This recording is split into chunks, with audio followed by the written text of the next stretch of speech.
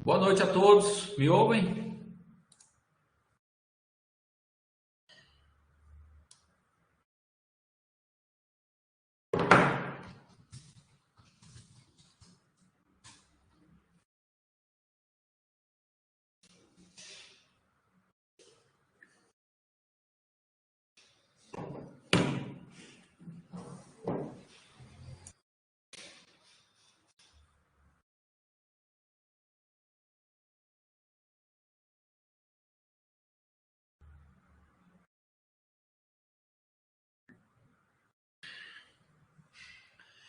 Pessoal, boa noite a todos. Eu preciso de um feedback. Vocês estão me ouvindo? Boa noite, estamos ouvindo. Tá. E cadê as janelas abertas? Nossa, professor, eu estou no serviço ainda. Vou ver se eu abro a minha aqui, só um minutinho.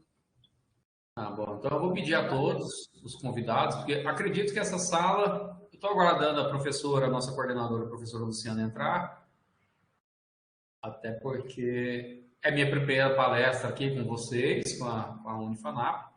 Eu preciso saber se tem alguma formalidade para iniciarmos.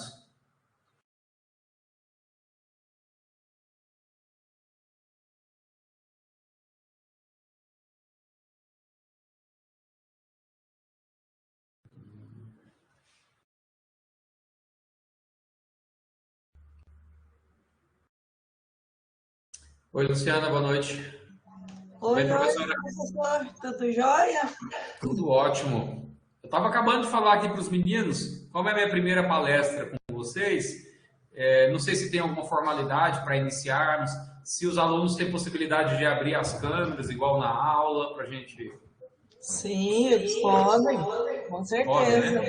Uhum. É, vamos dar só um tempinho, professor. Nós já temos 22 alunos, né? Vamos Uhum. dar só um tempinho para chegar mais alunos, e aí eu faço a abertura e passo a palavra para o senhor, tá bom? Perfeito. Professor, nós teremos que 1 hora de palestra? Então, eu pensei, se você acatar, né, claro, que pode ser falado de 50 a 60 minutos e depois a gente abre para alguma ponderação, algum questionamento. Os Pode, alunos acharem perfeitamente. algum elogio, né, professor? As críticas também são bem-vindas, professora, mas Isso. pode sim, perfeitamente. É porque, como eu falo demais, o tempo passa muito rápido, eu fico com receio, mas eu vou tentar cumprir o nosso prazo, mas qualquer coisa você puxa a orelha aí. Ok. E aí também vou combinar agora com o professor, que algum aluno que, se o sininho aqui tocar, mas eu acho que o senhor já colocou em automático, né? Caso o sininho toque, pode ficar despreocupado que aí eu libero a entrada, o acesso deles aqui na plataforma, tá bem?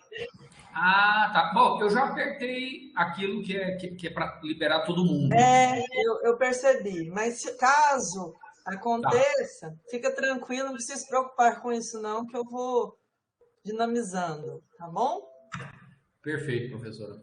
Ótimo. Vamos aguardar então mais uns minutos, né? Para que todo mundo chegue. Tainara, boa Ok, noite. boa noite. Professora, aqui não tem só os meus alunos, não, né? Como é que é? Não, aberto para todos. Para todos, Matutino, todos, noturno, todos. todos do curso de Direito. Ai, que ótimo. Bela Vai oportunidade. falar do primeiro ao 10º. Por isso que eu acho conveniente fazer a abertura, porque tem muitos que não conhecem, né? Claro, sem dúvida, sem dúvida, sem dúvida. Olha, estamos com 32. Enfim, ó, já estamos aí com 6 minutos, né? Então eu acho que a gente já pode começar a prestigiar, então, os pontuais, né, professor? E Ah, aí, professora, vamos começar pontualmente então às 19, mais 3 minutos aí dos então meninos. tá bem, ok, tá. É porque você falou que fala muito, aí eu fui ficando. Eu vou acelerar. O tema é muito grande, né? O Ah, com certeza. Um tema que, se a gente for desenvolver, E dá os até... alunos são ávidos para esse assunto. Que ótimo. Seja Né? bem-vindo, Samuel. Falei, eu te falei na mensagem, eu falei com a secretária lá do programa de mestrado e Sim. ela ficou de me mandar amanhã, tá? A documentação. Ótimo. Bom demais. Amanhã ela já me manda, a gente encaminha isso. Recebeu, professor, a minha questão da disponibilidade? Recebi, sim. Ótimo. Você recebeu meu logo? Recebi. Ah, inclusive depois eu vou te mandar. Eu fiz Tá. Boa noite. Boa noite, Asinaldo. Boa noite, Asinaldo. Seja bem-vindo.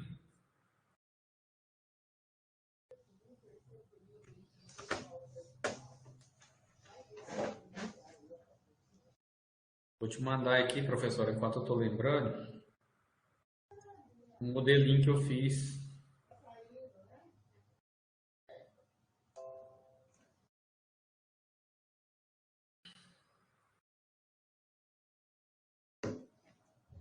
Ele ficou bem sucinto, bem objetivo. Sim. Uhum. Né? Só para a gente cumprir a formalidade. Eu acho que é por aí. Hoje o tempo anda muito curto. Não dá para ficar... Não delongas demais, não, né? Divagando demais, não.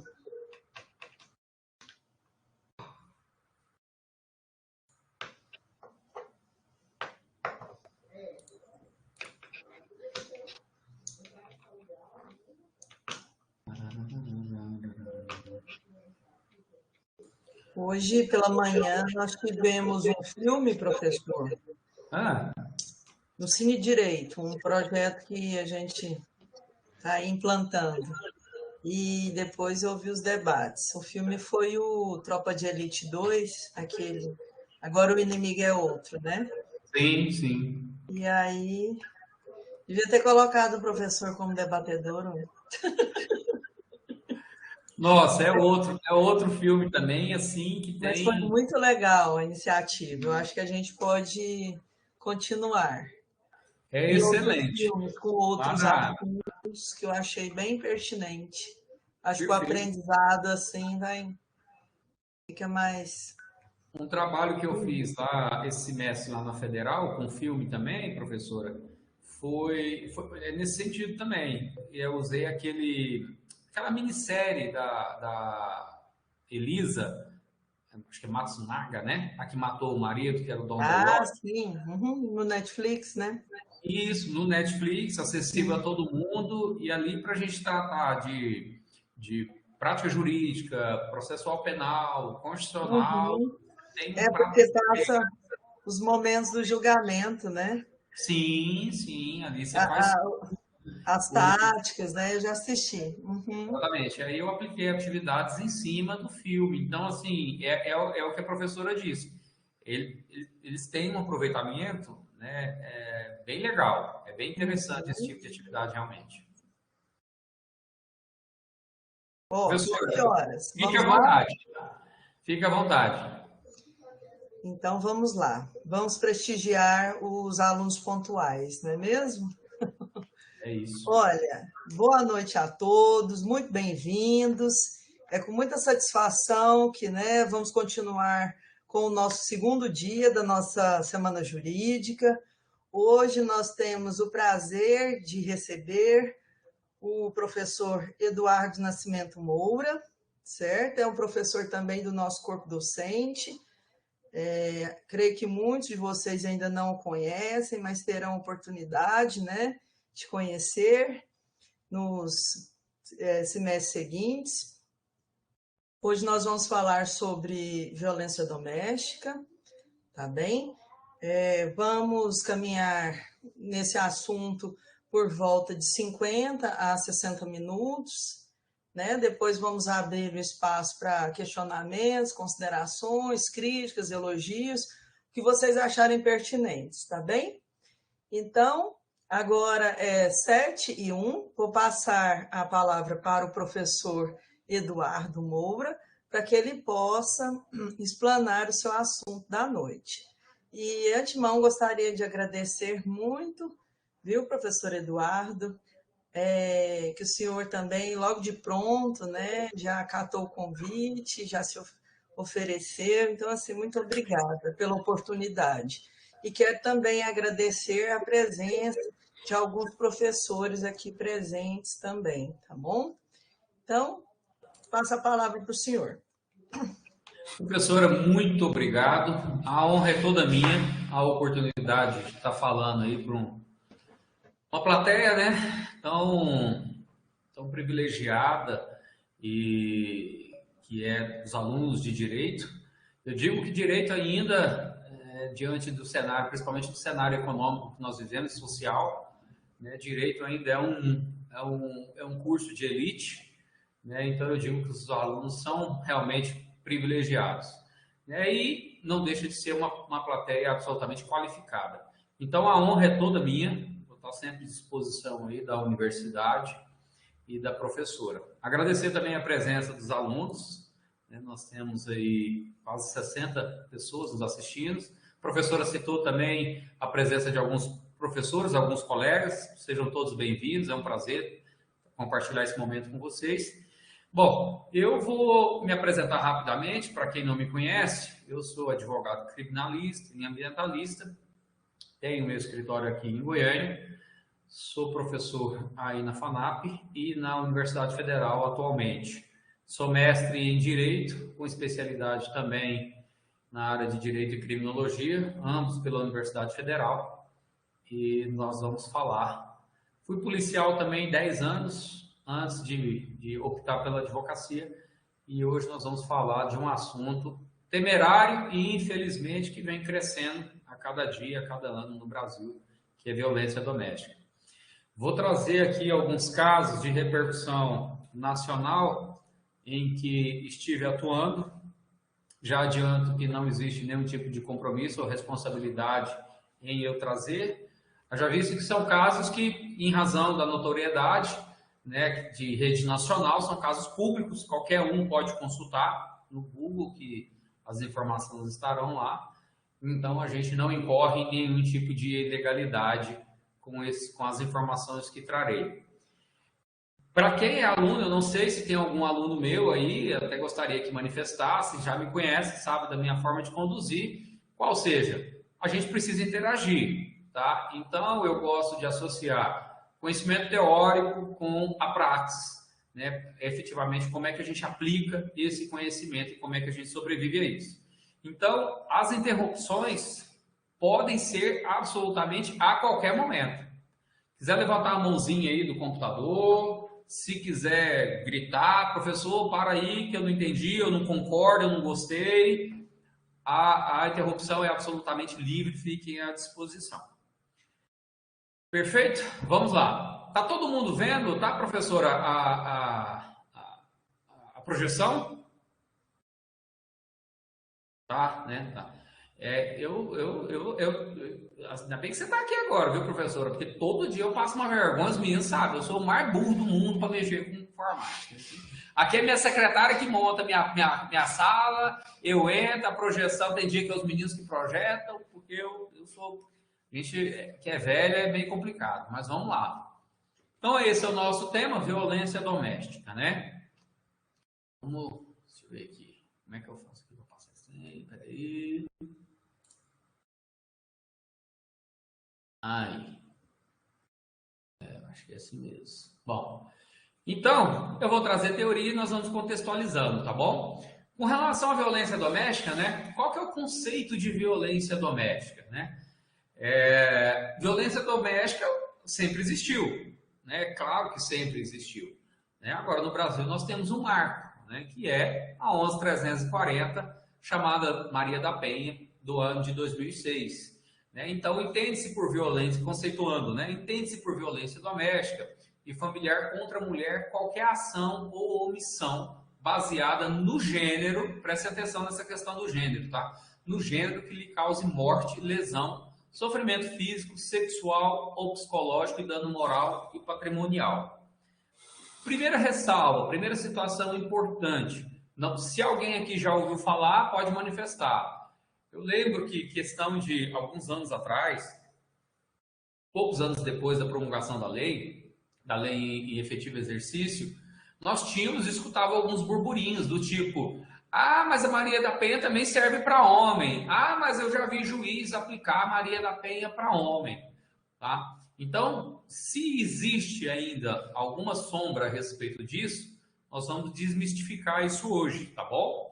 Então, Maria da Penha, tá? Quando a lei, no bojo da lei, traz a respeito do seu gênero, nós estamos falando do gênero feminino, tá? O gênero masculino nunca será acobertado pela referida lei. Professor, aí vem as indagações. Professor, mas e o transexual?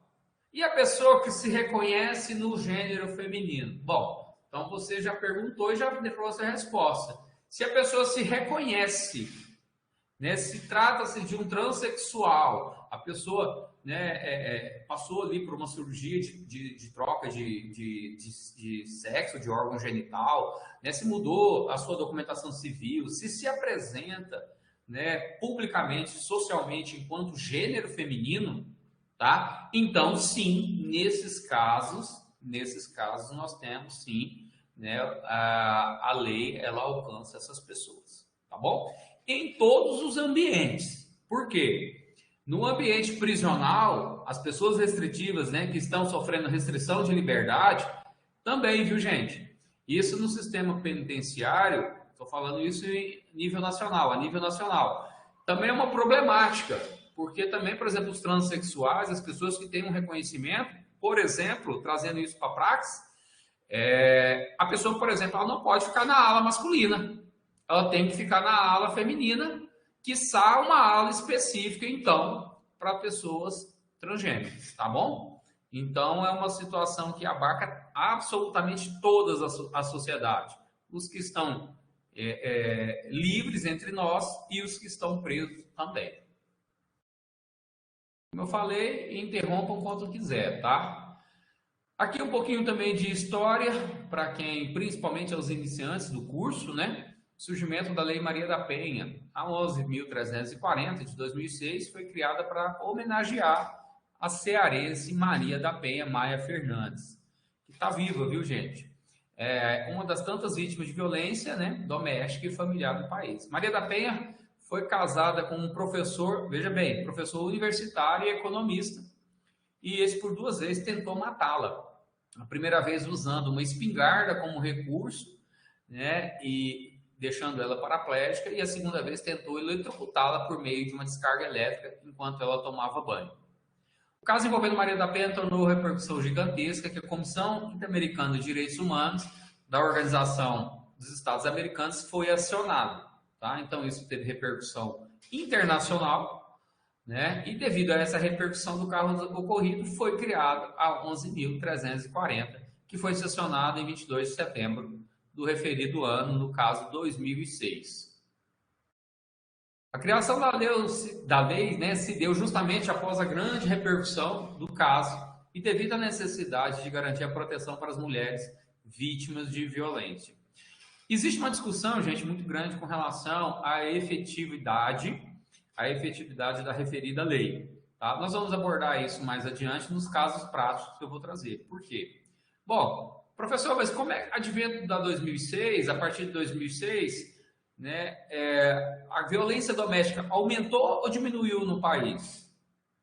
Eu já tive discussões, inclusive com autoridades, juízes das varas de família, promotores, promotoras, delegados. Uma vez, eu não sei se era, não me recordo se era a Adriana Corse, quem que era a delegada que estava à época na DEAN, que era titular da primeira DEAN daqui de Goiânia, e nós tivemos um embate lá na Federal, porque trazendo somente elogios à lei. A lei, eu acho que isso é salutar, é incontroverso, ela tem uma importância social muito grande. Mas não é também uma lei que nós podemos simplesmente elogiar. Ah, a lei é linda, maravilhosa. Não. Né? Porque se eu perguntar de 2006 a 2021, houve um decréscimo ou um acréscimo de violência contra a mulher? Ah, professor, de mês a mês existe um aumento de violência contra a mulher. Bom, Então, há de se questionar tranquilamente a efetividade da norma. Afinal de contas, a norma veio para proteger a mulher. A norma não veio tão somente para acusar e punir o agressor. Ela tem essa função, mas ela não é a função única e exclusiva da norma, tá? Então, como toda lei, cabe questionamento, tá bom? Então, a Lei Maria da Penha veio para resgatar a dignidade da mulher brasileira e hoje é a principal ferramenta utilizada para combater a violência doméstica e familiar. Bom, como eu disse, há ressalva sobre essa afirmativa, né? Pessoal, vamos tratar aqui um pouco, antes de entrarmos nos casos concretos, os tipos de violência, tá? A gente sabe que hoje a gente está vivendo aí num mundo absolutamente moderno, contemporâneo, onde as informações voam, mas é importante que a gente ressalte alguns pontos dos tipos de violência, porque não podemos mais imaginar que violência é só a violência física, é só a agressão, tá? Não é. Tá? Então, nós temos a violência física, propriamente dita, né? Nós temos a violência moral, que ocorre quando a mulher sofre com qualquer tipo de conduta que configure calúnia, difamação e injúria. Né? Os crimes lá contra a honra estão elencados lá no Código Penal. A violência patrimonial, temos muita, tá? Violência patrimonial. Vocês já ouviram falar, quase todo dia você tem um caso de estelionato amoroso e por aí vai, tá? Pessoas que têm relacionamentos e esses relacionamentos têm um fundo, na verdade, financeiro, patrimonial. Tá? Ocorre quando o agressor retém, subtrai, parcial ou totalmente destrói os bens pessoais da vítima, né? Seus instrumentos de trabalho, documentos e valores. Tá? A violência psicológica, toda ação ou omissão que causa autoestima, a identidade e o desenvolvimento da pessoa. Violência sexual, qualquer ação cometida para obrigar a mulher a ter relações sexuais ou presenciar práticas sexuais contra a sua vontade. Isso aqui a gente precisa fazer um parêntese. Por quê?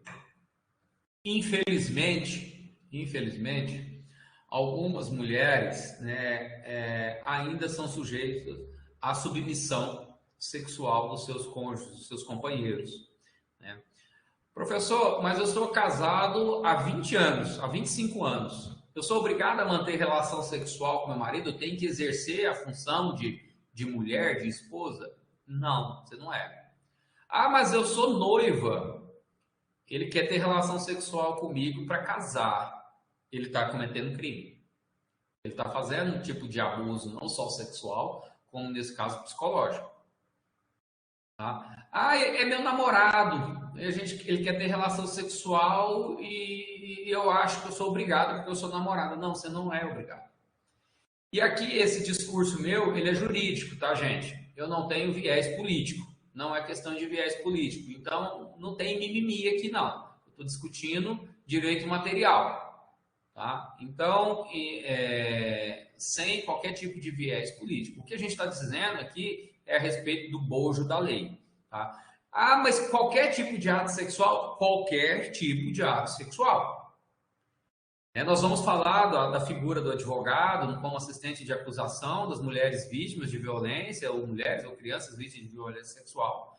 E eu acompanhei um caso, não trouxe esse caso aqui para não expor, mas eu acompanhei um caso que o homem simplesmente, o marido, já casado há mais de 30 anos, exigia, né, que a mulher praticasse alguns atos libidinosos com ele, por simples fato de ser casado. Então ele chegava embriagado em casa e arrastava a mulher para o quarto, né, e quando ela não queria manter ato sexual, praticar ato sexual, ele a obrigava a manter a praticar alguns atos libidinosos. Tá? Então isso configura, inclusive, estupro e é um tipo de violência sexual. Tá? Então não é o fato de você estar em um relacionamento que isso pode, né, configurar carta branca para todo e qualquer tipo de ato. Perfeito? Dúvidas por enquanto? Comentários? Bom, trazendo um pouco aqui para uma... Oi, Elisângela. Estou vendo agora a carinha das alunas, né, professor?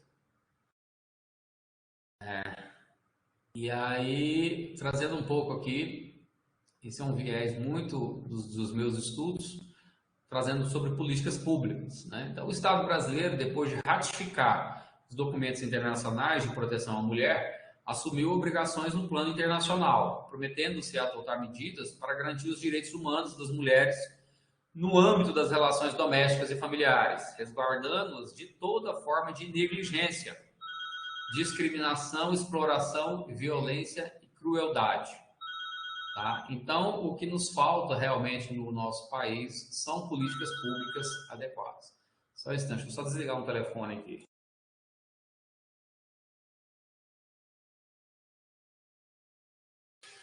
Funcionário vai embora às 6 horas da tarde, professor, e me deixa na tanga aqui no escritório, né? Já viu como é que é?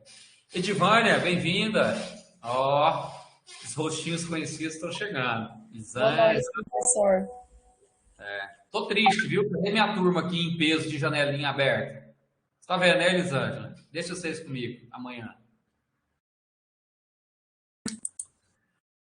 Aqui a ameaça é na frente da coordenadora, que é para não restar dúvida, viu? Então, continuamos aqui na questão da política pública, né? Então, foi desenvolvido pelo governo federal o DISC 180. O DISC 180, pelo qual a mulher tem à disposição uma relação de atendimentos específicos em cada unidade da federação. O DISC 180, gente, foi regulamentado pelo Decreto 7.393, de 15 de dezembro de 2010. Ou seja, o DISC 80 é uma evolução, né, já inerente à lei. 4 anos depois da lei de 2006, em 2010, criou-se o DISC 180, que é bastante efetivo, tá? Aqui ele se propõe, sim. Marcileide, bem-vinda. Órgãos públicos voltados para as mulheres, como delegacias especializadas de atendimento à mulher, juizados e varas especializadas de violência doméstica e familiar contra a mulher, as promotorias públicas, né? Então, o que isso sim, eu digo que hoje isso foi uma das grandes evoluções, né, com o advento da lei, e é por isso da importância da lei, a gente não pode menosprezar de forma alguma, a lei ela tem a sua importância, né? Mas o Estado criou mecanismos, né, para que a gente materialize e realize realmente um atendimento, né, providencial às mulheres através dos seus órgãos, né? Então, enquanto se falava de a mulher quando vítima, né, enquanto vítima de uma violência sexual, uma violência física, se submetia aí a uma delegacia geral para fazer essa ocorrência. E não só ela tinha digamos assim, sofria novamente, né, com toda aquela exposição, como as pessoas que ali estavam não tinham um preparo, um conhecimento técnico científico, um conhecimento técnico jurídico para atender essa mulher vítima de violência, tá? Então, isso sim é uma evolução com relação ao nosso ordenamento, esse tipo de atendimento que deve ser sempre especializado, né? Não é, veja bem, não é olhar a mulher, né, com aquela perspectiva de sempre de vítima. Não, não é isso. Mas é sempre se colocar na condição de vítima. Porque a mulher, né, no caso da Maria da Penha, ela vai ser a vítima. Né? Não existe razões, não existe motivações, não existe justificativa para uma mulher sofrer uma agressão, seja do seu cônjuge, seja do seu namorado, seja do seu marido.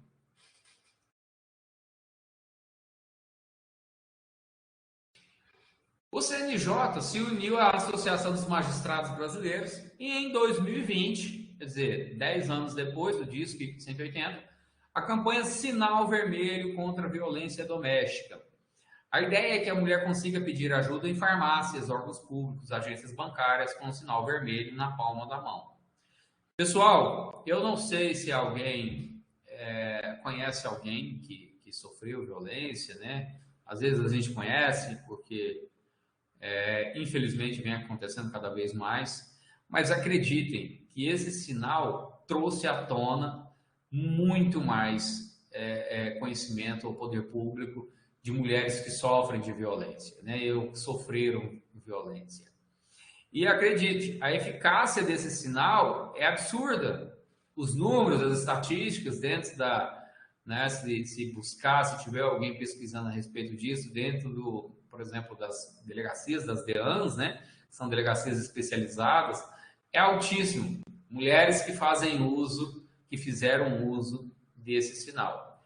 Porque muitas vezes essas mulheres estão vivendo uma submissão, uma pressão, né, uma ameaça cotidiana e, de alguma forma, relutam para tentar manifestar e quase nunca é possível fazer essa manifestação publicamente. E aí, essa foi uma ideia, esse sinal vermelho é uma ideia fantástica a respeito disso. Por isso que praticamente, né, aqui no escritório, todo ano a gente faz uma campanha e dá publicidade a respeito disso, porque vale a pena sim trabalhar esse tipo de mensagem. Bom, vamos falar um pouquinho agora da prática, né? Característica do agressor. Identificar um agressor não é uma tarefa fácil. Em muitos casos, eles não possuem antecedentes criminais e são bem vistos pela sociedade. Em caso de repercussão, os agressores são advogados, médicos e também grandes empresários. Outra característica comum em muitos agressores é o uso de drogas e bebida alcoólica. Ou seja, tem uma característica, tem um estereótipo formado do agressor para a violência contra a mulher? Não, definitivamente não, não tem. Né? Então eu estou falando do pobre, do rico, né? Do preto, do branco, do pardo, do empresário, do desempregado, né? Do profissional liberal, do servidor público. Não tem característica, tá? Não existe característica, tá bom? Então, isso é muito importante. Tá? A seguir, vocês vão ver alguns casos em que eu atuei que vocês falam, poxa, mas não dá para acreditar. E o perfil da vítima? Né? Aqui a gente poderia até estender um pouco, adentrar um pouco na criminologia, na vitimologia, né? Que dentro da criminologia crítica, trazer um pouco com relação à vitimologia e os seus aspectos. Mas vamos trazer aqui de forma bem sucinta, né, que muitos casos as vítimas se tratam de mulheres jovens, acredite, tá? Mulheres que possuem dependência emocional e com isso não conseguem se livrar do agressor nem denunciá-lo. Mulheres que são mães e que dependem financeiramente do marido. E mulheres também que não dependem financeiro do marido. Mulheres, né, hoje está em bastante uso, né, mulheres empoderadas. E eu vou trazer exemplo para vocês de mulheres empoderadas que sofrem ou sofreram violência, todo tipo de violência, né? Ou seja, existe também um perfil definido com relação à mulher enquanto vítima? Não, também não temos, tá? De igual sorte do agressor, não podemos fazer juízo de valor, tampouco juízo de valor antecipado com relação mas aquela chega uma empresária bem-sucedida de carro importado na porta da delegacia da mulher, com bolsa importada, com relógio importado, com salto sofisticado, chega com o rosto deformado de tanta agressão, de tanto soco que levou na cara. Pode ser, pode acontecer. E acreditem, acontece.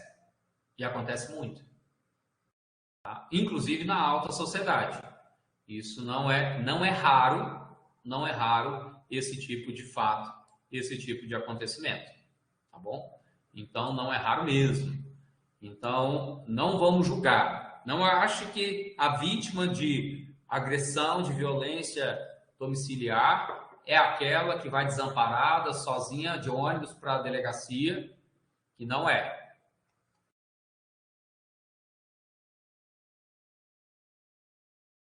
A busca jurisdicional de proteção. A mulher vítima de violência doméstica pode procurar a delegacia da mulher ou a delegacia comum, aonde não há, né, uma delegacia especializada. Hoje no Brasil, isso é lei, né? Então todas as capitais têm e todos os grandes centros você vai achar a delegacia da mulher. Agora, é claro que o tamanho do porte da cidade, do município, você vai ter uma delegacia, você vai ter uma delegacia de polícia, né, geral, em que vai ser atendido também, acolhido. Então, não é porque não tem a delegacia da mulher que você não deva procurar a delegacia de polícia civil. Se tratando de emergência, poderá ligar para a polícia no número 190. Bom, isso é óbvio, né? Porque a gente na hora da delegacia, na hora de uma agressão, na hora de, né, todos nós sermos vítimas, né, e especificamente aqui, como estamos tratando de violência contra a mulher, né, qualquer tipo de violência, não precisa esperar para ir na delegacia, né? A gente diz que procura a delegacia por questão de competência jurídica, né? A autoridade policial que é competente para investigar e apurar os fatos, mas não há óbice de você acionar a polícia ou qualquer pessoa, até porque você vai estar em flagrante, né? O agressor estará em flagrante delito cometendo uma agressão. E buscar posteriormente ajuda pelo 180, tá? Medida protetiva, quando necessário, poderá solicitar pelo aplicativo Maria da Penha Virtual ou pelo número 197. Pessoal, poucas pessoas conhecem esse serviço, tá? Do 197 e a Maria da Penha Virtual, tá? Podem pesquisar aí nos seus aplicativos, né? iOS e Android, vocês vão localizar o aplicativo. Então, essas são as formas de buscar jurisdicionalmente a proteção. Lembrando que a questão, por exemplo, do 180, é importante ressaltar isso, que o 180 não é para somente depois que você foi agredida, não. Você não tem que esperar, a mulher não tem que esperar. Tá? De forma cautelar, de forma antecipada, de forma preventiva, ela pode sim procurar os meios de se proteger, tá bom?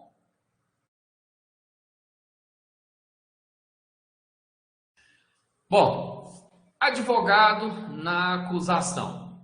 É lógico que eu vou puxar farinha para o meu saco, né? Para a minha profissão. E mostrar a importância do advogado.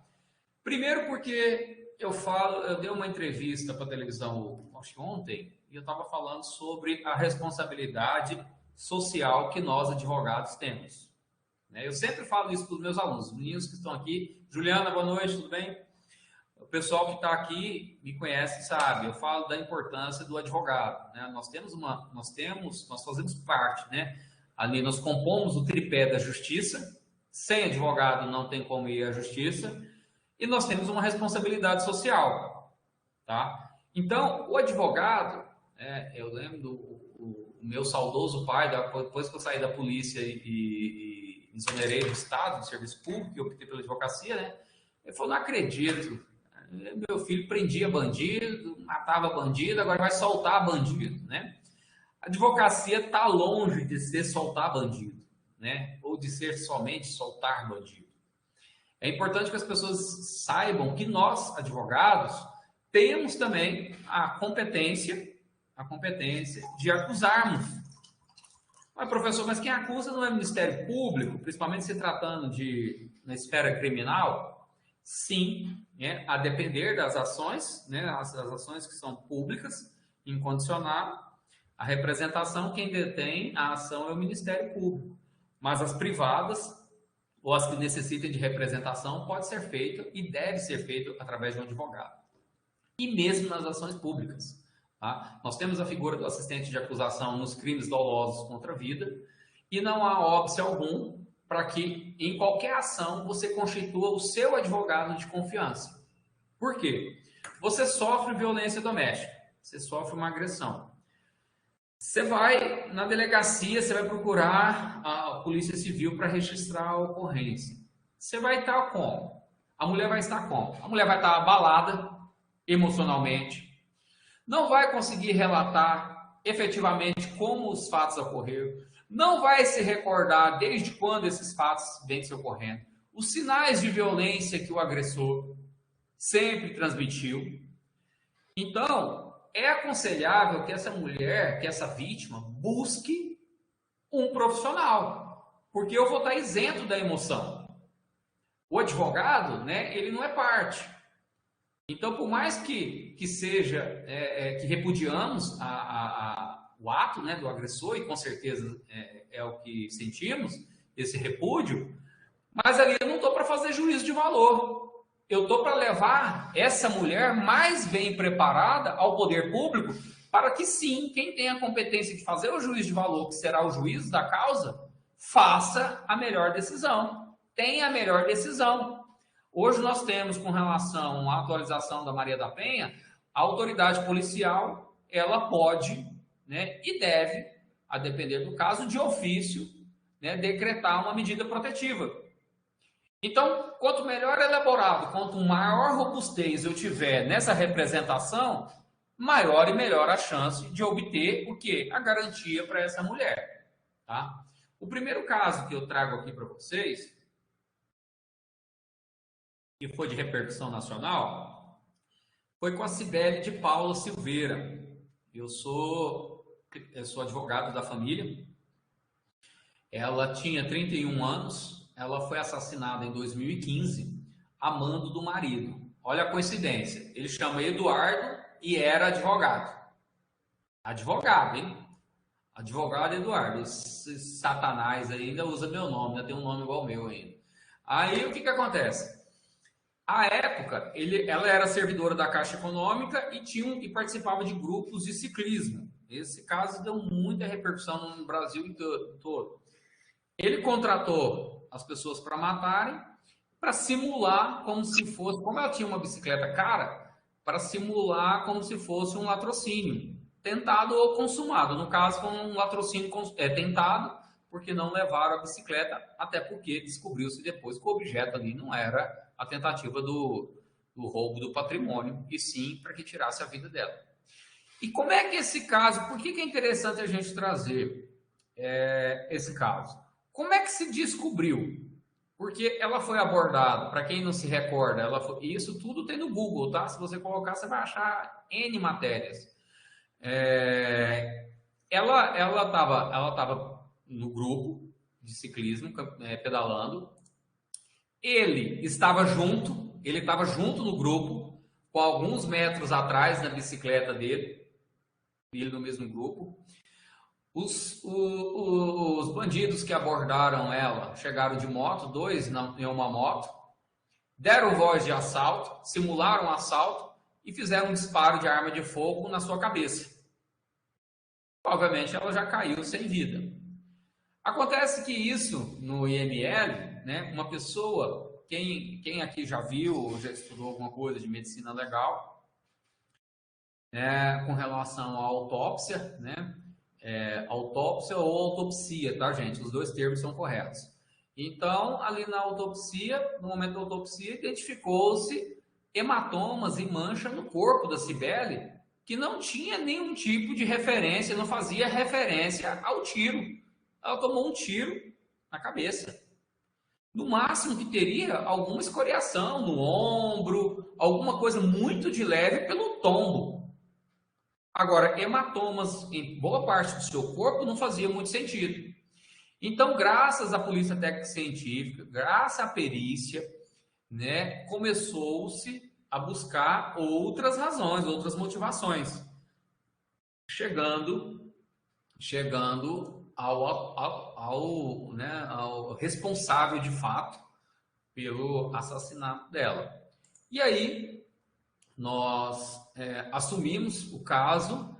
Ele foi condenado em primeira instância no júri aqui em Goiânia com pena de reclusão de 27 anos, saiu direto para a cadeia. Os outros acusados já estavam presos, porque foram presos praticamente em flagrante. O grupamento aéreo, o GRAER, que à época investigou e conseguiu localizá-los.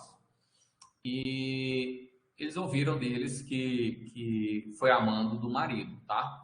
Esse vídeo aqui, professor, nós temos tempo de passar um videozinho curto aqui dessa última chamada aqui? Temos?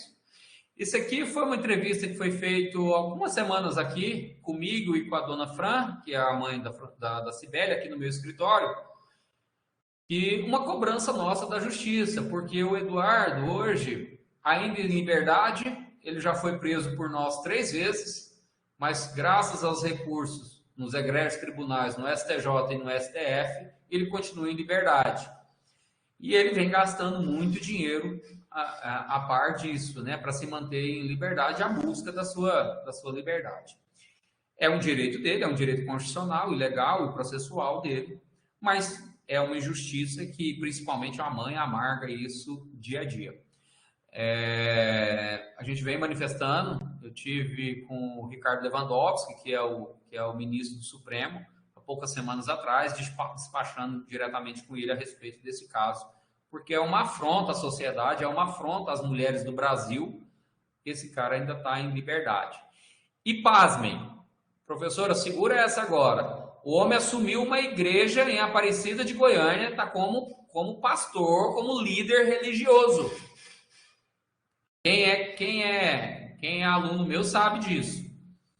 Tá? Isso. E aí, essa matéria que fizeram agora recentemente aqui no escritório, eu vou passar aqui rapidamente alguma coisa para vocês. Me dê um feedback se consigam ver, se conseguem ver e ouvir, viu? Opa, peraí. Já fiz caca aqui, peraí.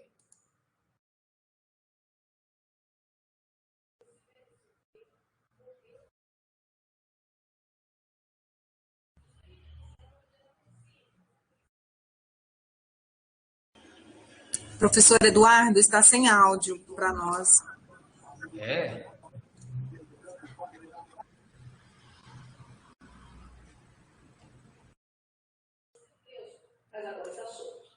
Melhorou? Já são 6 anos que a mãe da Cibele luta por justiça. Quero que ele cumpra até os últimos segundos que for de lei. Não é para dizer hoje que só está assinando por ele. E hoje, mais uma vez, ela procurou o escritório de advocacia para saber do andamento do processo.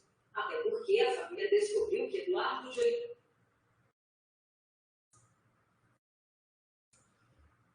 Ai, o que eu fiz? Espera aí. Fui eu? O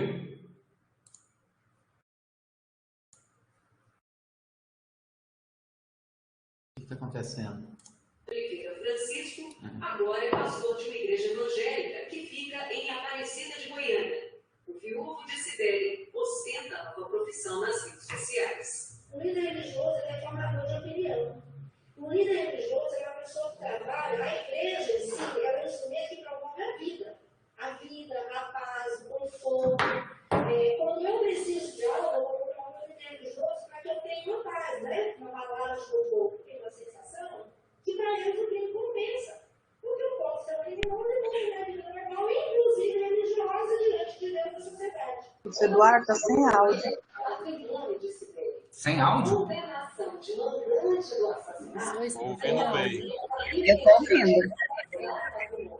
E como eles não tiveram filhos, é preciso, então, devolver todos os bens, que inclusive muitos deles foram herdados por Cibele após a morte do pai, para a família dela. Só que não é isso que tem acontecido. De acordo com o advogado, Eduardo tem se apropriado dos bens, movimentado por dinheiro da família e tem feito, inclusive, transferências dos bens para outras pessoas. Ele vem transferindo patrimônio e imóveis em nome de terceiros, sabendo ele que esses patrimônios estão empenhorados junto à justiça. O crime foi em novembro de 2015. Cibele pedalava com amigos e o marido, Eduardo, na BR-060.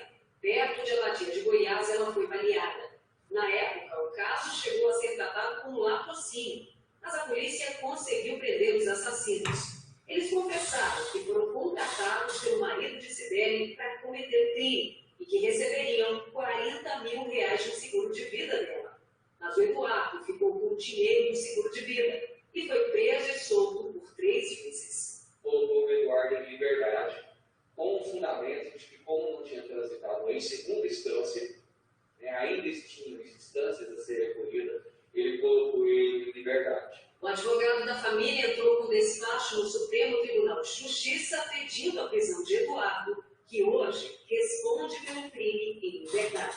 E o crime contra a vida, eu acho que é o maior dos crimes. Então é muito difícil você conviver e ainda sentir a sensação que isso pode cair na impunidade. E esse é o nosso medo. Porque quando se passa 1 ano, 2 anos, 3 anos, e o tempo vai passando e você não vê a pessoa usufruindo de tudo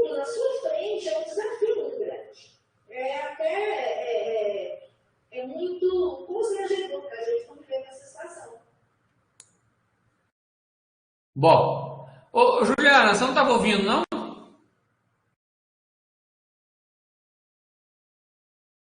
Você está me ouvindo, Juliana?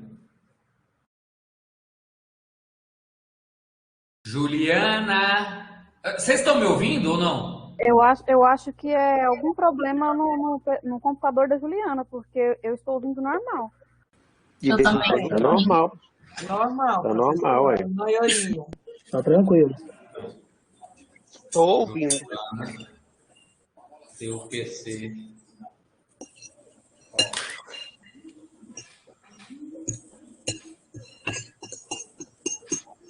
É o seu, Juliano, não é o meu, não. É o seu.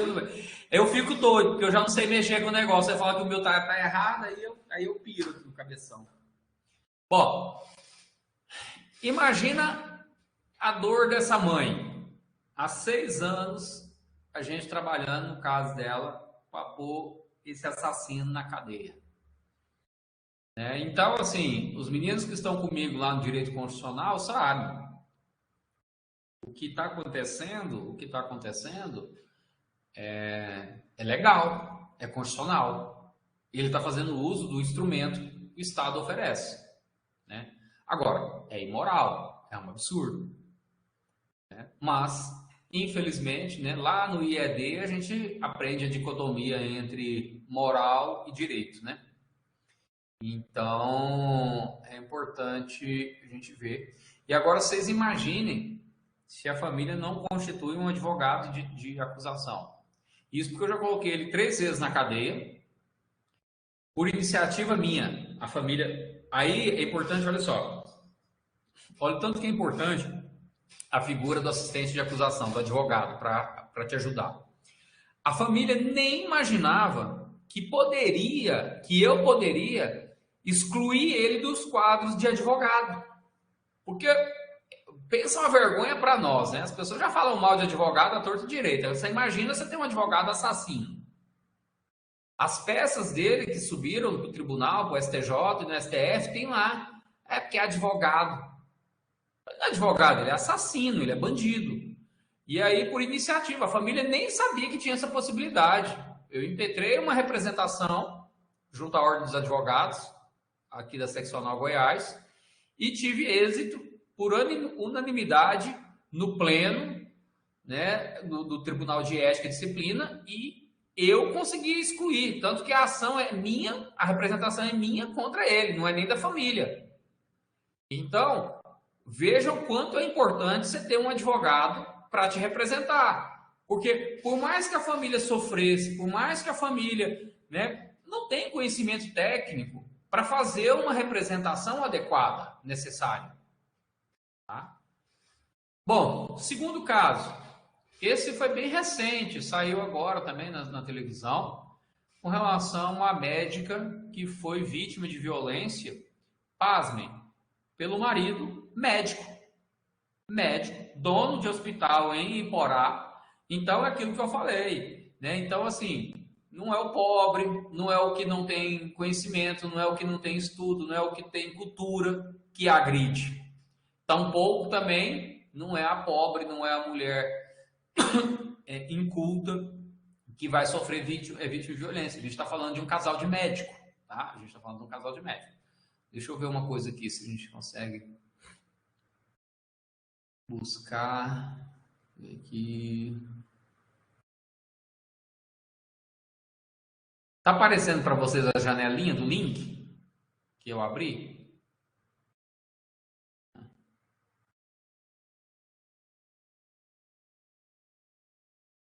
Só o slide.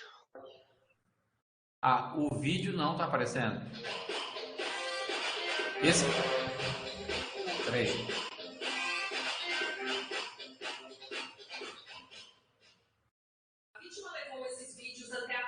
Esse vídeo não está aparecendo para vocês, o que eu estou vendo aqui. Para mim, não. Não. Doutor, só o áudio. Agora tá aparecendo o vídeo. Apareceu aí agora? Apareceu. Sim, senhor. Agora sim. Eu falo, professor, só contratou um burrão, viu? Eu não sei nada desses aí, eu sofro. As imagens mostram a mulher sendo espancada pelo homem. Na época, em setembro de 2019, os dois ainda eram casados. Ele dá tapas, socos, chutes e até pisa e se ajoelha sobre a mulher, que ficou extremamente machucada, arranhões no rosto e hematomas nos braços e costas. Essa aí é a conduta de um médico cirurgião, tá? E parece que é um bom cirurgião. Olha onde nós estamos, né? Nas mãos de quem? Você entra para um centro cirúrgico, muitas vezes você não sabe que o cara ali que está te operando, ele, nas horas vagas, ele espanca a mulher dele. O outro caso é de uma colega, advogada, a Luciana Cisibra. Esse também deu repercussão, a mulher foi em tudo. Todos os canais, acho que existentes. Ela é advogada de Anápolis. O Vitor está aqui. Bonito ele, menino. Conheci ele muito.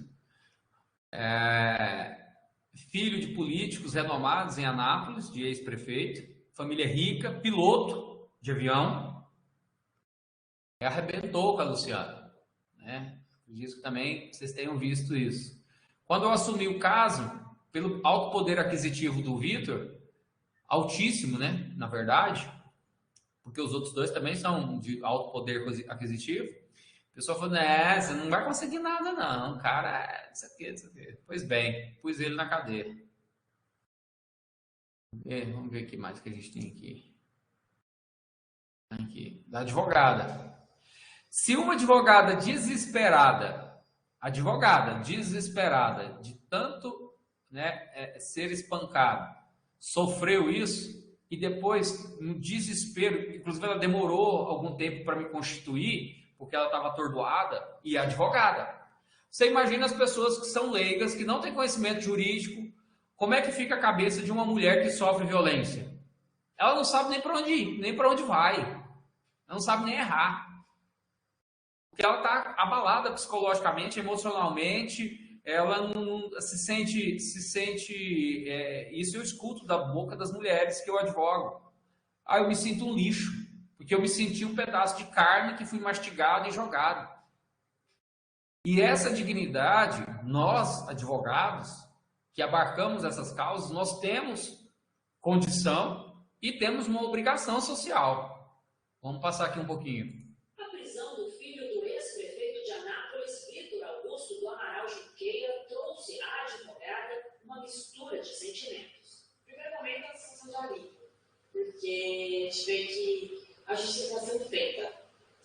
Mas a gente fica temendo, porque é uma prisão preventiva, então ele pode ser solto a qualquer momento, ele pode conseguir um habeas corpus, e ele pode voltar a ficar muito mais irado com a situação, tentar uma retaliação, e a gente não sabe o que se espera. Esta é a primeira vez que Luciana Cisibra fala sobre a prisão do agressor com uma equipe de televisão.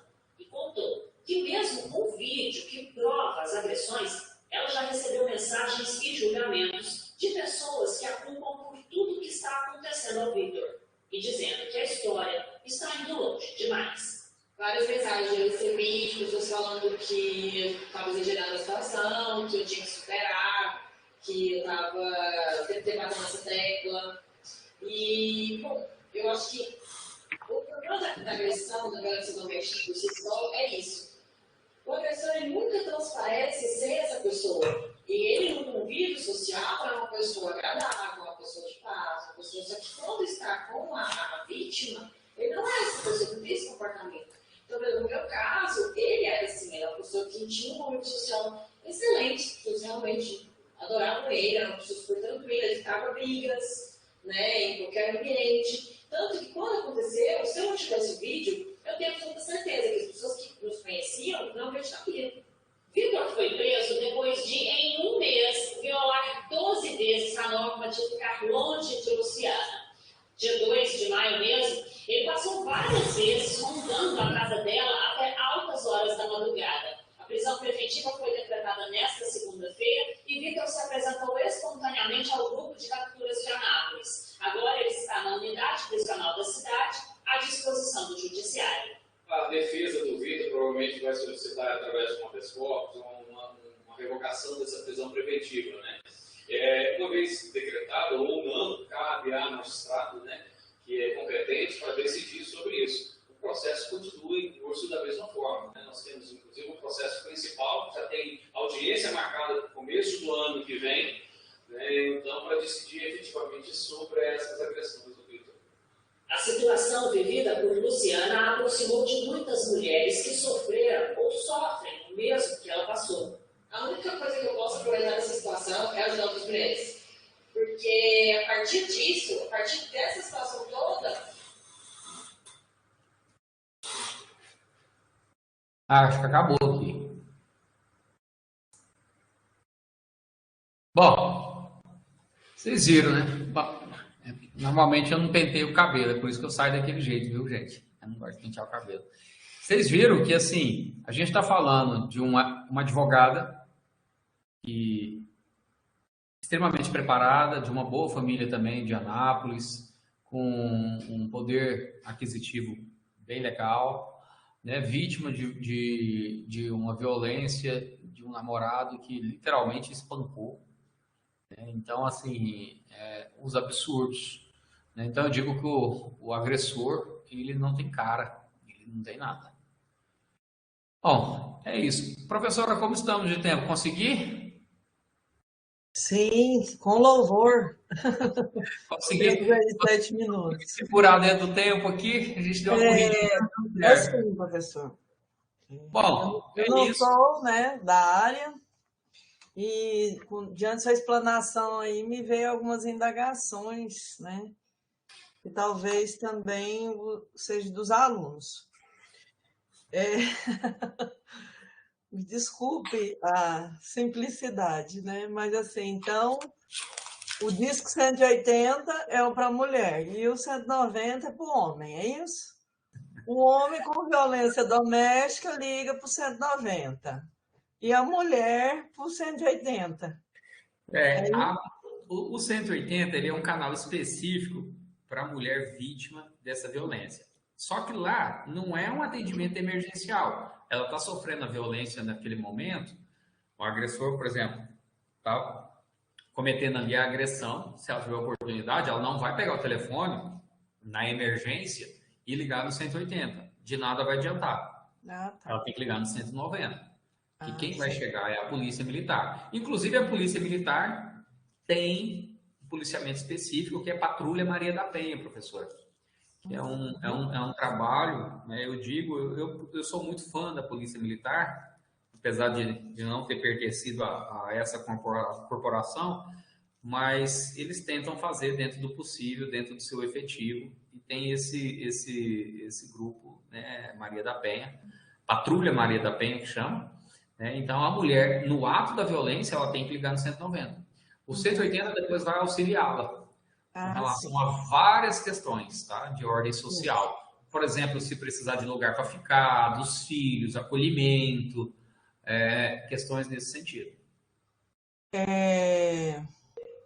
Houve uma briga de um casal homoafetivo, certo? Certo. Foi a pessoa ferida, foi parar na delegacia especializada em atendimento da mulher. Aí lá ficou, então, constatado que não se encaixa na tipicidade da Maria da Penha, né? Do gênero. Aí vai ser encaminhado, então, para a delegacia normal, na delegacia penal, vamos dizer assim. Depende, porque, por exemplo, quando a senhora diz que um casal homoafetivo, esse casal homoafetivo pode ser de mulher. Sim, e aí, se for de mulher, ela é atendida lá na DEAN. Se for de homem, como o homoafetivo, né, o homossexual assumido, ele não se titula, ele não se reconhece como mulher. Né? Ele simplesmente, ele é um homem, se reconhece como homem, mas tem afinidade pelo mesmo sexo. Então, ele está descartado porque aí ele não se enquadra na Maria da Penha, na 11.340, e ele tem que, sim, procurar um DP, um distrito policial, uma delegacia de polícia, para que ele faça o registro da agressão. Nesse caso, poderia, inclusive, na realização do boletim de ocorrência, professora, por exemplo, se fosse o caso de um casal homoafetivo de mulheres, ela sofreu, por exemplo, ameaça e lesão corporal, estaria lá. Artigo 147 de ameaça e 129 de lesão corporal, mas concominados com a Lei 11.340/2006, que é a Maria da Penha. Já no caso, se forem 2 homens, ele pode sofrer, o outro pode responder, o agressor pode responder pelo mesmo 147 e pelo 129, só que sem o advento da 11.340, né? Somente o advento dessas leis que estão ali postas no Código Penal. Muito bem. Também posicionando aqui, o professor, no caso aí concreto, tirou a profissão do rapaz, né? Junto à ordem, né? Sim, então, ele teve que procurar outro meio. Ele teve que procurar outro meio. Ele foi para a igreja. Ele foi orar pelos outros. Olha só, foi para dinamizar mais um pouco, né? E a professora aqui, Melissa, ela é a nossa professora de psicologia jurídica, certo, professor? Certo. Ela está dizendo que, inclusive, a patrulha tem parceria com a Secretaria da Mulher do TJ, está fazendo um trabalho nas escolas atualmente, né? Perfeito. E ainda deu uma dica, falou que sobre violência doméstica, que ela sugere a série Made, que trata de 5 tipos de violência doméstica que consta na Lei Maria da Penha. Essa aí também é uma série que eu já assisti, que realmente... Boa pedida, viu, professora? Muito obrigada pela indicação. Excepcional indicação. Todos realmente devem assistir, que é de muita reflexão. É uma série que, assim, inicial é despretensiosa, mas que depois você vê que realmente ela é bem densa, que desencadeia muita reflexão. Super indico. E alguém gostaria de fazer algum comentário, tecer alguma crítica, algum elogio, enfim, alguma consideração? Eu queria. Professora Luciana, você poderia só repetir o nome da série, por gentileza? Made. M-A-I-D. Made. É do Netflix.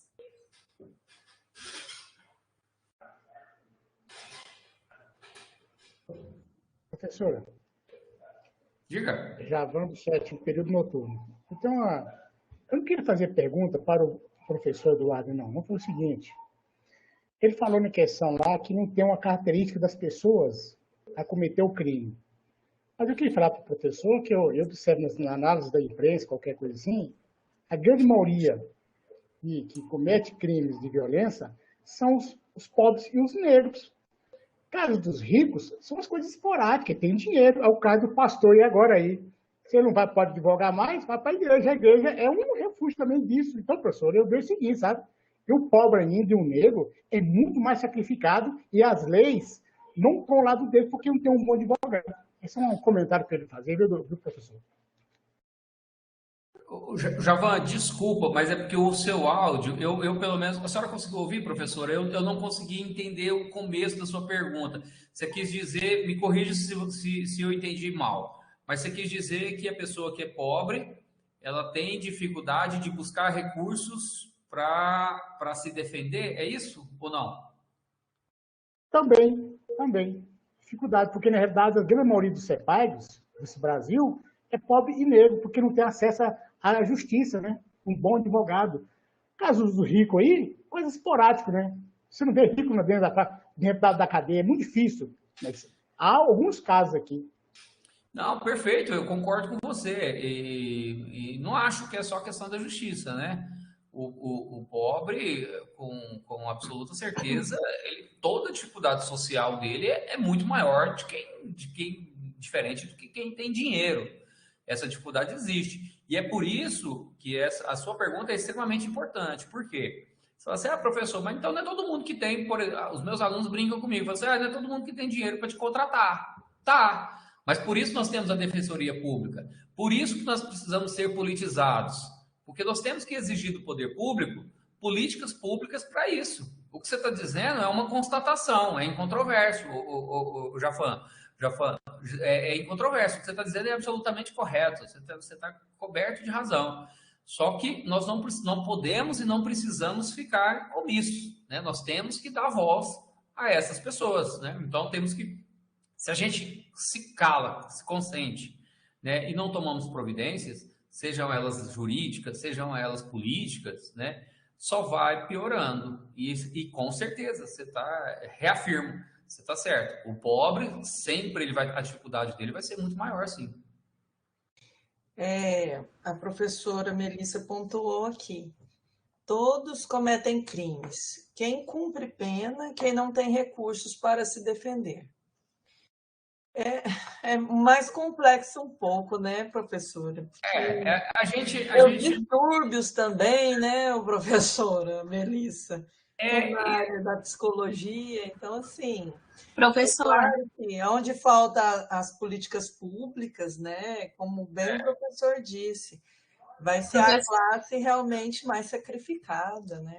Sem dúvida alguma. A gente não pode também generalizar e nem podemos acreditar, viver a nossa vida dentro nesses trilhos que eu digo. Porque se a gente não acreditar na justiça, se a gente não acreditar, né, no mecanismo formal do Estado, quer dizer, isso vai trazer aí um descontentamento social muito grande, né? Então, eu sou prova de que eu já pus alguns ricos na cadeia, sim. Então, o rico vai para a cadeia também. Claro que é mais difícil? É mais difícil, sem dúvida. Ninguém está dizendo que não, né? Mas o rico também vai preso. Quem chamou? E mesmo porque... o nosso curso é o direito, né? Nós temos que acreditar que podemos modificar aquilo que está errado e fazer a diferença, não é mesmo? Porque se a gente não acreditar nisso, estamos perdendo. Quem chamou? Ainara. Professor, aproveitando a pergunta do outro rapaz, que eu esqueci o nome. Também, assim, pelo menos do meu ponto de vista, creio eu que esteja enraizado outros fatores em questão do que ele quis dizer, principalmente na sociedade que a gente, né, vive atualmente. Então, a sociedade, apesar de ter se passado muito tempo, é uma sociedade preconceituosa, no meu ponto de vista. Então, assim, por mais que uma pessoa, dependente da raça, tenha uma condição financeira, né, estável, tem outros fatores também, no meu ponto de vista, na hora do julgamento pesa. Com certeza. Tainara, mas você está dizendo, peraí, a gente tem que fazer uma separação aqui do joio e do trigo. Você está querendo dizer, enquanto na perspectiva do agressor ou na perspectiva da função estatal? Não, da estatal. Tá. Porque o agressor, a gente viu, né, que o agressor não escolhe a vítima, né? Sim. O agressor não preocupa se é preto, se é branco, se é rico, se é pobre. Em questão de agressor, não. O agressor não. Agora, estatal, sim, é mais uma constatação, você está absolutamente certo, infelizmente. E aí eu retomo aquilo que eu falei agora há pouco, né? Tá errado, tá errado. E aí, o que a gente vai fazer? Vai lutar. Nós estamos aqui, vocês estão aqui, né, num começo de carreira jurídica, a busca disso, é o que a professora Luciana disse. Se você não acreditar, né, se a Tainara falar assim, não, esquece, não adianta. Eu falo, então vai fazer outra coisa, vai fazer educação física, alguma coisa assim, algum outro curso, porque você, dentro do direito, você tem que ter sua convicção. Você tem que saber que é pela lei, é pela atuação jurídica, é pela atuação política que a gente muda alguma coisa, né? Se nós ficarmos inertes, né, por exemplo... vamos lá, por que, por exemplo, eu optei nesse momento em trazer no convite da professora Luciana, por que eu resolvi trazer essa pauta? Eu teria N pautas, meu escritório atende os principais núcleos do direito, então eu tenho ação de tudo quanto é tipo, poderia trazer qualquer ação aqui, mas por que eu estou trazendo isso? Porque recentemente teve um aumento muito considerável retomado com relação à violência das mulheres. Então, todas as classes sociais. Todas as classes. Então, o que eu estou fazendo? Esse ato aqui, não só, Tainara, é um ato acadêmico, como é um ato político. partir do momento que eu levo isso ao conhecimento de pessoas, né, eu estou exercendo um ato político, né? Não um político partidário, mas um político social, tá? Então, você está absolutamente certa. O que você não pode é desistir de ajudar a transformar, a ajudar a mudar isso. Com certeza. Professor? Professor. Estou esperando a pergunta da Elisângela, da Edivana e da Juliana, viu? Ok. Sob pena de sofrer sanções a partir de amanhã. Tô no próximo, hein? Claro, dúvidas serão esclarecidas amanhã na aula. Quem está chamando? Opa, eu sou aluno do Matutino, meu nome é Franklin, eu sou do 8º período. Fala, Franklin.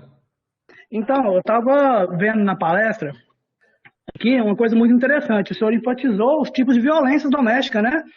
Que muita gente, por falta de informação, acha que só tem a violência física, né? Só tem. É uma coisa que enfatiza bem nessa série que a professora falou, que no começo da série, a moça não quer aceitar que ela está sofrendo violência porque foi só violência psicológica. E na cabeça dela só existe violência, era a violência física. Então, eu acho assim, se fosse investido melhor, tipo, nos colégios, palestras, enfatizando os tipos de violência, eu acho, na minha opinião, que diminuiria bastante o índice de violência doméstica. Investir em políticas públicas, né? Perfeita colocação, Fran. Você está no 8º período e eu vejo que você aproveitou bem a caminhada, porque essa perspectiva sua é acertada demais. Por exemplo, Fran, você pode ter certeza, se você fizer uma pesquisa, uma enquete social no seu bairro e apontar quais os tipos de violência doméstica que existe, você põe violência doméstica financeira, quase ninguém vai saber que existe. Realmente. A violência patrimonial. Quase ninguém sabe que tem a patrimonial. Então, é o que eu estava falando para a Tainara. Né?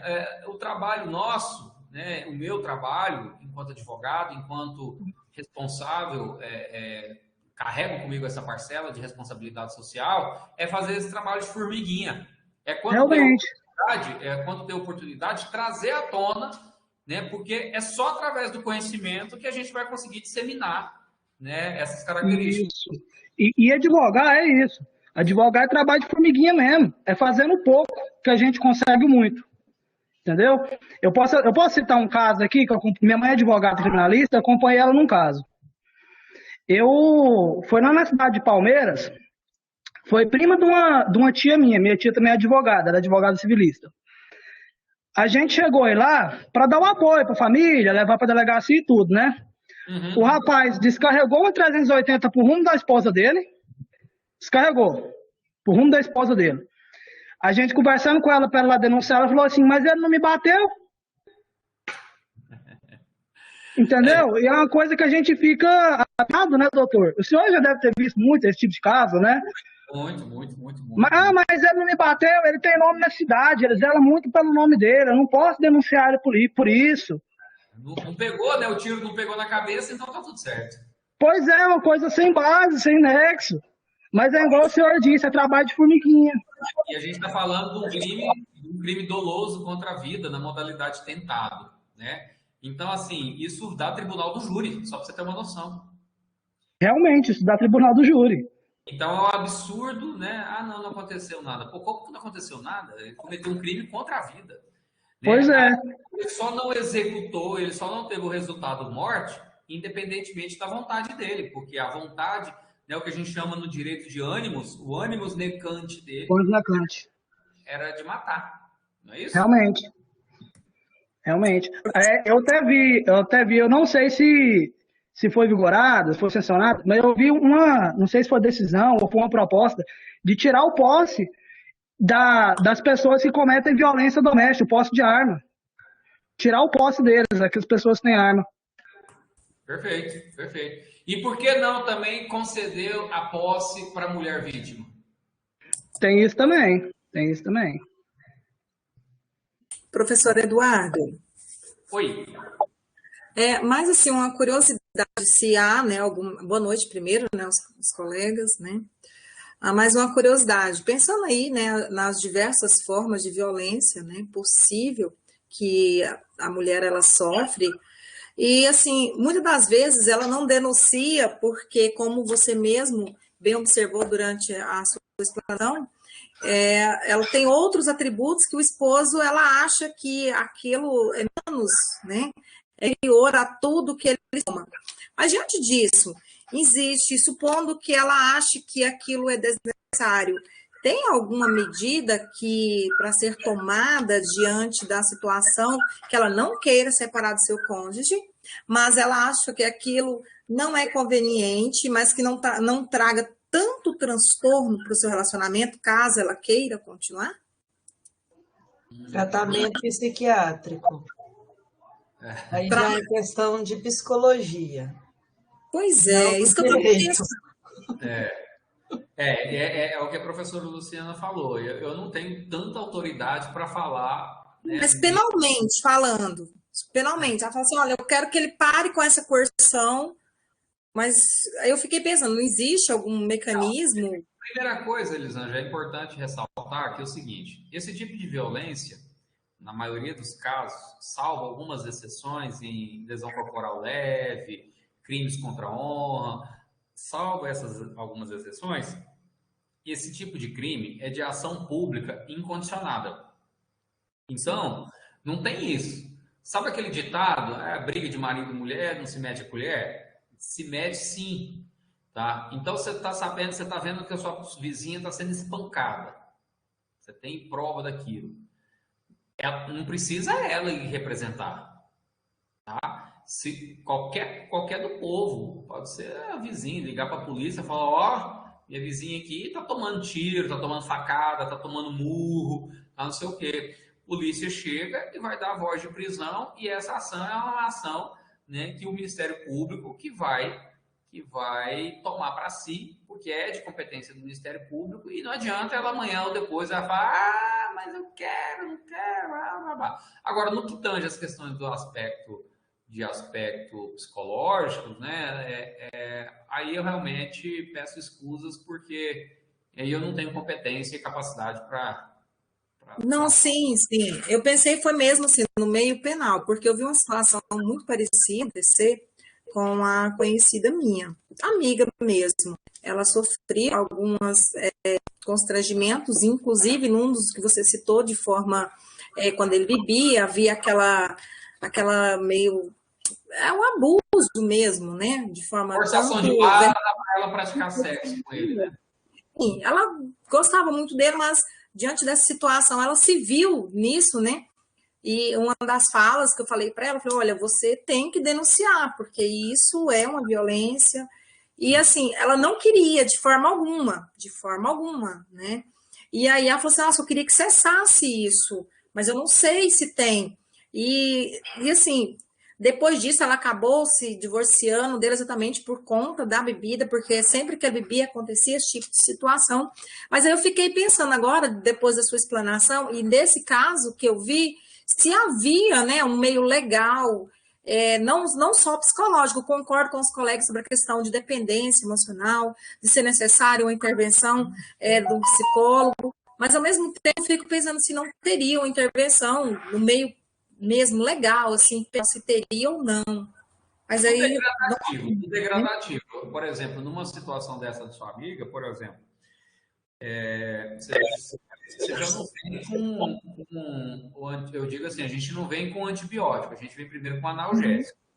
Né? Se a depender, vamos supor que esse agressor não tem um histórico criminal.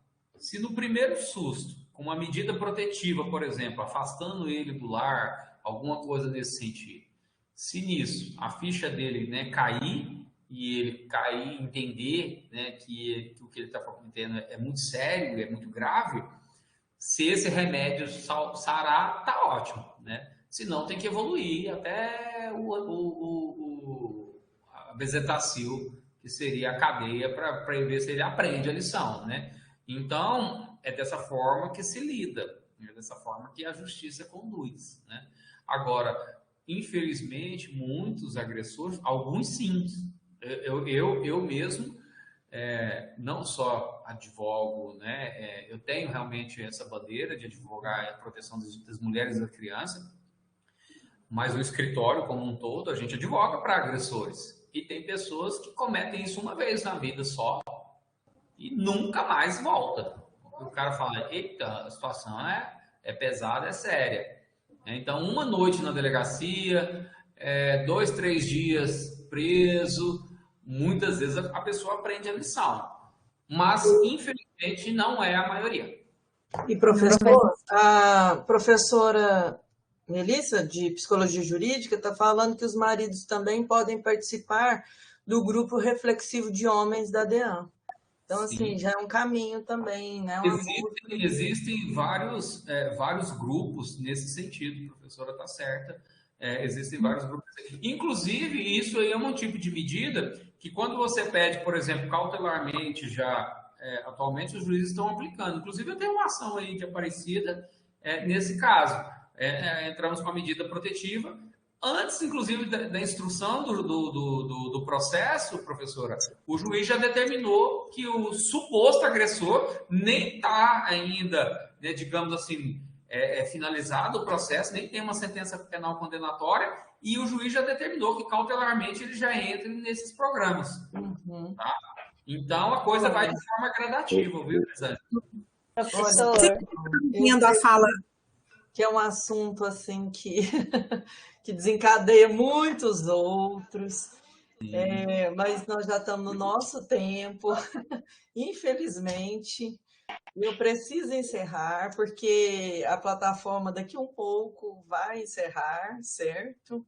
E eu preciso agradecer imensamente a presença de todos vocês, né? Por esse dia que nós começamos hoje também com o Cine Direito, né? Falando da importância da educação, do conhecimento, reforçamos aqui de novo, né? A importância do conhecimento. Eu acho que foi assim, um dia de grande valia, né? Espero que venham outros. Gostaria muito, imensamente, de agradecer o professor Eduardo, né? Que se dispôs, retirou um pouco do seu tempo, sua agenda tão cheia, tumultuada, né?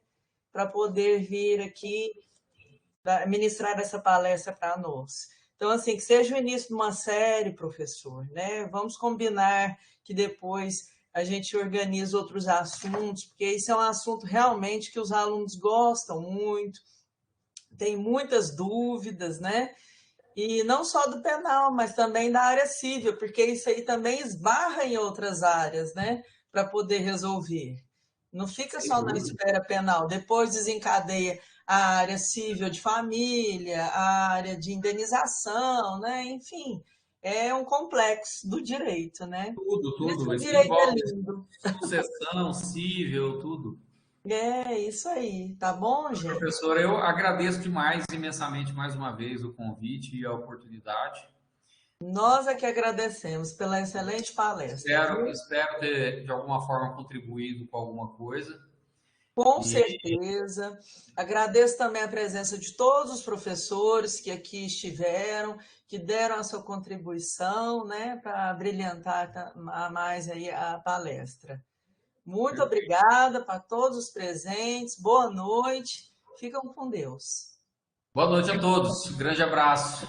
Obrigada. Boa noite, parabéns pela palestra.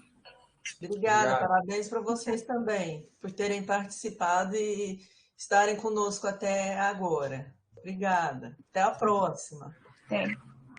Tchau.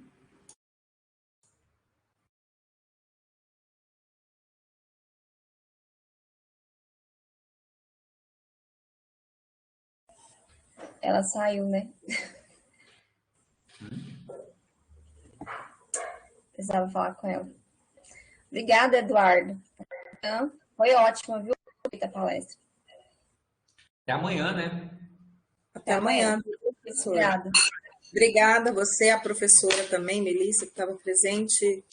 Obrigado, meninas, por participar. Só vocês que participaram da nossa turma? Não, mais colegas, mas como sempre, a timidez, né, de aparecer. Foi um prazer ter conhecido o senhor, doutor. Que isso, Bruno. Prazer é todo meu. Espero te conhecer depois. Depois vamos marcar. Eu faço parte de uma comissão junto com a minha mãe. A gente está organizando algumas palestras sobre isso. Depois, se o senhor quiser fazer parte. Estou à disposição sempre. A Branquirinha agradece. Tá bom. Um grande abraço. Professor, muito obrigada pela presença. Boa noite. Eu que agradeço. Sempre é bom encontrar vocês.